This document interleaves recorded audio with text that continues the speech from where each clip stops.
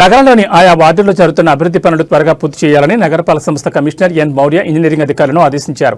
నగరంలో జరుగుతున్న అభివృద్ధి పనుల పురోగతిపై శుక్రవారం ఇంజనీరింగ్ అధికారులతో కమిషనర్ సమీక్షా సమావేశం నిర్వహించారు.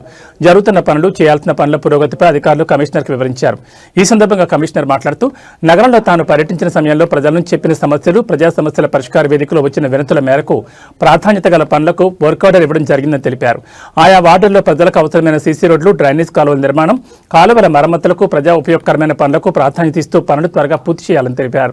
ఏదో ఇచ్చారు చేద్దామని కాకుండా అధికారులు తమ సిబ్బందితో సమన్వయం చేసుకుని పనులను నాణ్యతతో త్వరితగతిన పూర్తి చేసేలా పర్యవేక్షణ చేయాలని అధికారులను ఆదేశించారు. అలాగే చేయాల్సిన పనులకు కూడా ప్రణాళికలు సిద్ధం చేయాలని తెలిపారు. ఈ సమావేశంలో superintendent engineer Shyam Sundar, municipal engineer Tulasi Kumar, Gomathi, డిఈలు మహేష్, రాజు, మధు, వెంకట్ ప్రసాద్, లలిత, శిల్ప, రమణ, టెక్నికల్ ఆఫీసర్ రజని పాల్గొన్నారు.